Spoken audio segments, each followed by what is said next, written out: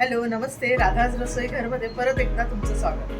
आज मी तुम्हाला जो पदार्थ दाखवणार आहे, मुलांच्या आवडीचा तर आहेच आणि हेल्दी आणि सगळ्या प्रोटीनयुक्त असा आजचा हा पदार्थ आहे. आज मी तुम्हाला 2 रेसिपी एकाच व्हिडिओमध्ये दाखवणार आहे. आज आपण पाहणार आहोत पनीर लिफाफा आणि पनीर पराठा. पाहूया ती रेसिपी.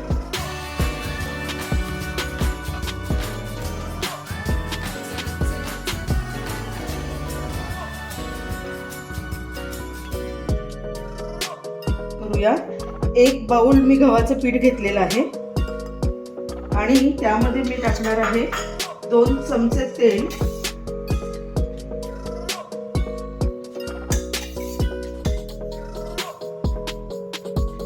आणि थोडंसं मीठ.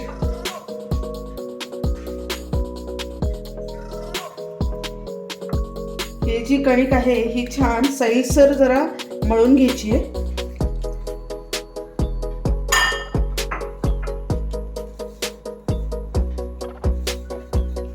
सैलसर मळली की तो पराठा पसरला जातो व्यवस्थित. प्रत्येकात थोडंसं तेल वरून लावायचं आहे आणि छान मळून 10-15 मिनिटासाठी भिजवत ठेवायचे आहे.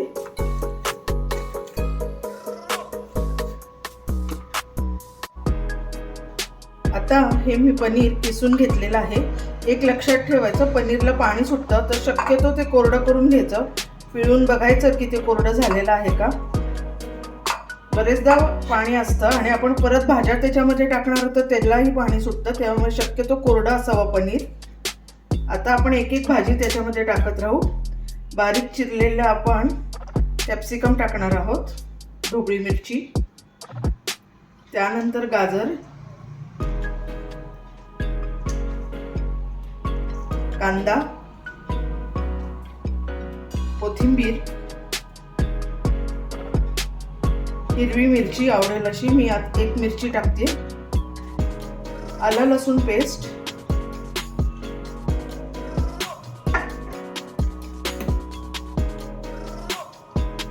मीठ घालूया चवीपुरतं,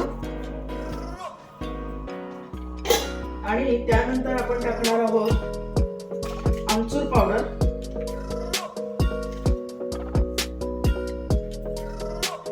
त्यानंतर टाकणार आहोत चाट मसाला पावडर.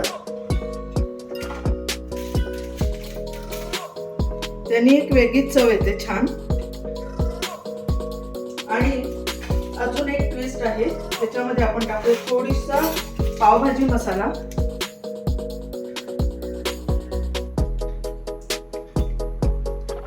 हे सगळं एकजीव करून घेऊया.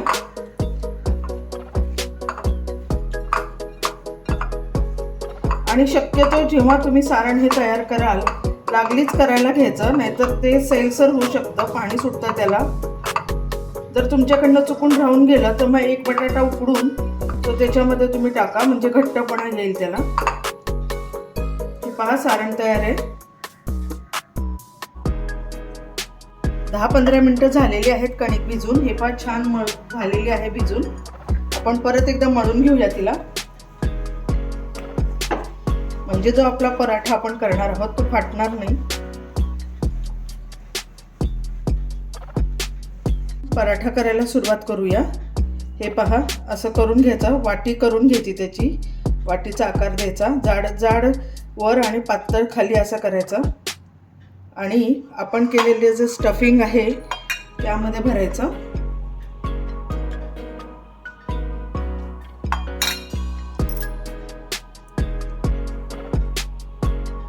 पुरणपोळी जशी करतो तशी बंद करून त्याचा पराठा करून घ्यायचा. दोन्ही बाजूनी पीठ लावून घ्यायचं आणि हलक्या हाताने पराठा लाटायचा.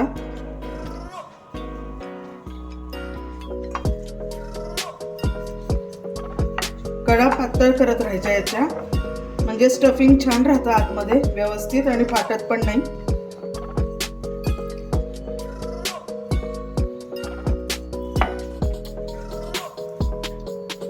मुलांना टिफिन मध्ये तर खूप आवडतं.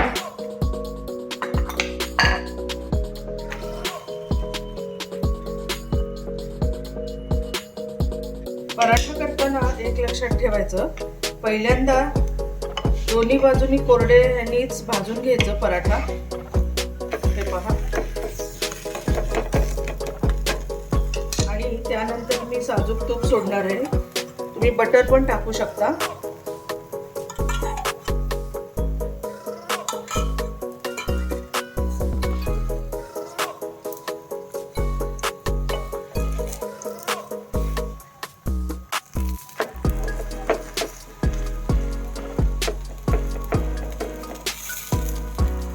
होत आला आहे. मी पलटून घेते. हे पहा किती छान खरपूस मस्त भाजलेला आहे. यामध्ये तुम्ही कुठलंही स्टफिंग टाकू शकता. याच्यामध्ये पालक सुद्धा चिरून टाकू शकता, तुमच्या आवडीनुसार भाज्या.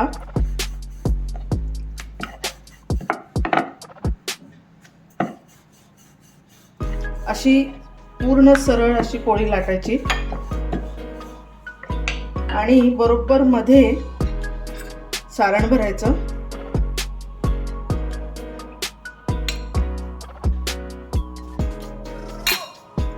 एका बाजूने फोल्ड द्यायचा, परत दुसऱ्या बाजूने फोल्ड द्यायचा, पाणी लावायचं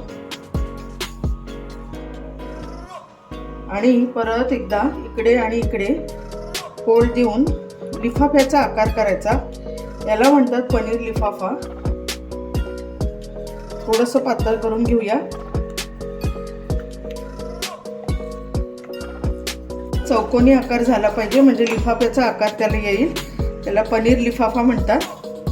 आपण रेस्टॉरंटमध्ये खातो, वेगळं काही नसतं, म्हणून मी एकाच व्हिडिओमध्ये तुम्हाला हे दाखवायचा प्रयत्न केलाय. छान भाजून घेऊया आता त्याला.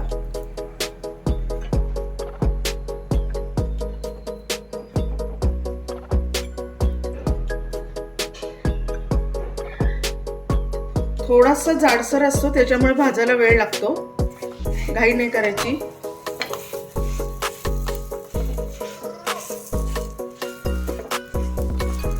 आता पराठा छान भाजलेला आहे. साजूक तूप टाकूया. हॉटेलमध्ये बटर टाकतात, तुम्ही बटर टाकू शकता, तेल टाकू शकता तुमच्या मर्जीप्रमाणे. पण आपल्या घरी साजूक तूप छान, साजूक तुपाचा जो पराठा असतो त्याला तोड नाही, छान लागतो एकदम. पूर्ण आतपर्यंत भाजला गेला पाहिजे, एवढं लक्षात ठेवायचं. कच्चा नाही राहिला पाहिजे पराठा.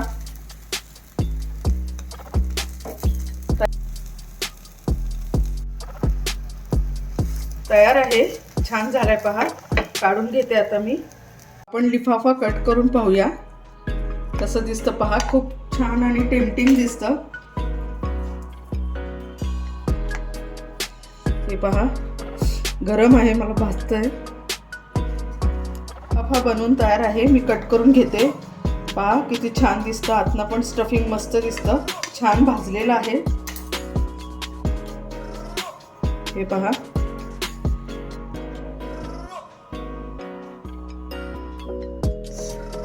आवडली ना रेसिपी तुम्हाला? सगळ्यांना सगळं येत असतं, पण थोडासा ट्विस्ट, थोडंसं काहीतरी वेगळेपण प्रत्येकांच्या मध्ये असतं. तसंच मी वेगळ्या पद्धतीने हा पराठा करायचा प्रयत्न केलेला आहे. तुम्ही करून पहा. कसा वाटला तो मला जरूर कमेंट्समध्ये कळवा. आणि एक करायला विसरू नका, राधा रसोई घर हे चॅनल नक्की सबस्क्राईब करा, लाईक करा, शेअर करा. थँक्यू.